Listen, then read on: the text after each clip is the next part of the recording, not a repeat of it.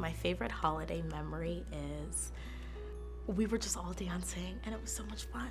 Me and my mom used to fight so much, but like we were in the living room and there was like old school Jamaican music on because my mom's from Jamaica, so it just reminded me of like, it felt like home. It was good. It was a good Christmas. That was a good question. Oh, I love my mom. Damn. Yeah, see, you should ask me about family. This is what's gonna happen. Hi guys, Candace Maxwell here. You may know me from season 6 of Power. You think that I want to go public? That's not what I want at all. So you want to be Mrs. Tate? Just in time for him to become governor. What perfect timing. Check me out on MadameNoire's In This Room, talking about love, romance, and all the things that make us go, in the night.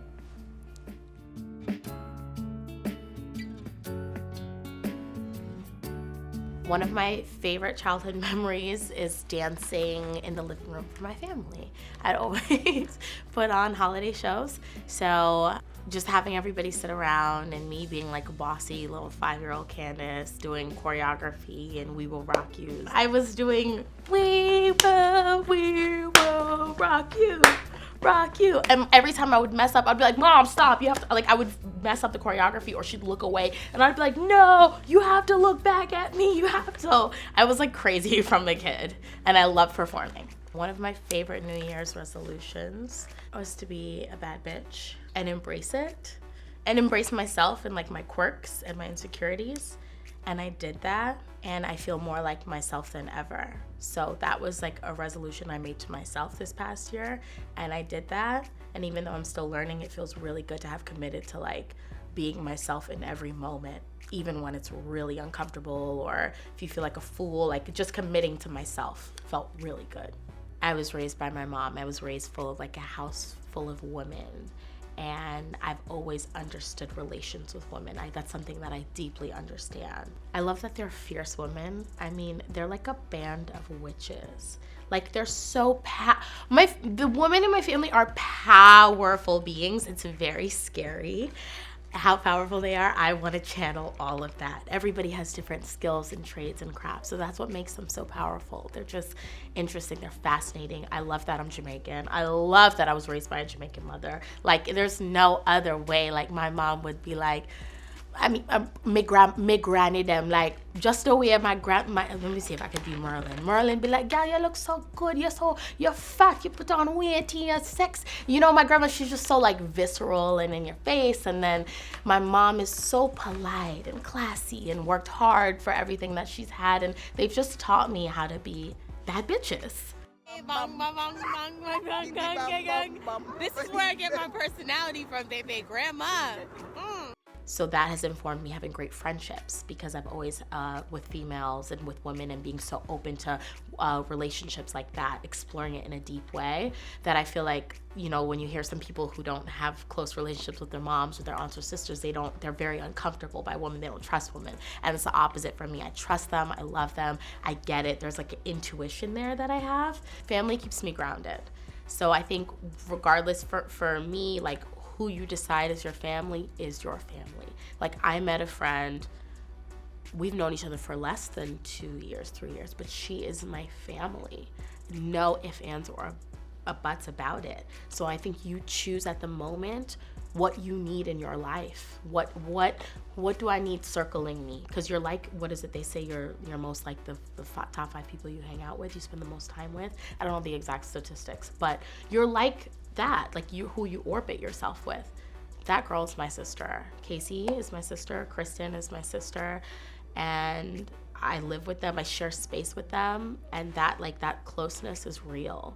I've only known independent women. Take care of yourself. But why am I like that? Because I didn't have a man to do it for me. So my mom taught me, do it for yourself. But I, because of that, dated people who I took care of, who drained me. Financially, I was taken care of too when I was really making things that I could have done with that would have been smarter. So for young girls out there, I'm like, girl, make sure you're being smart and not supporting somebody And again, you know, whatever, I learned my lesson. But I could have done a lot with the money I was making or the things that I was doing at that time that I didn't, opportunities I slept on. So I want somebody who is ambitious, somebody who has money or who's working towards it, using it with intelligence, with business and street smart. I need somebody who gets that, point blank period. It's a lot of times, at least for me, the idea of a successful relationship is this long, beautiful marriage to this one person. That's a successful relationship. But now that I'm looking, I'm like, a successful relationship is one that nourishes me, provides what I need at that point in time. Like, what I need right now, Candace Maxwell, at this moment, may not be the same thing 5 years from now. It may not. Our friends change our whole life. At least for me, I've had, like my mom and my sister are pretty constant. I've had different friends and beautiful friendships, platonic friendships. So why can't my romantic relationships also change and ebb and flow with what I need at that point in time? You have to know what boxes does this person check or does this situation check, because it's not going to check every box because nobody has it all. You can't expect the world from a person. I think with fulfillment, we get all caught up in that when we expect someone to be who they're not. Like, I can't expect this from you when that's not what you do. You don't check that box for me. Sorry, bro. Either find that in yourself or find that in a friendship, find that in a parent. There are things that like this guy A brings to the table that but my mom does this or that. But if now that's the thing. I think there are needs that you have. Like, I gotta have bop, bop, bop. If you don't have it, it's not happening. You know, my like must-haves. And then everything else is kind of like, oh, we'll see. But must-haves are must. Like, I think if you stick to your must, you like hold something. Freedom, but I think within freedom there is some structure. Give yourself a little bit of structure. And then allow the mess to happen. If you love something, you should allow it to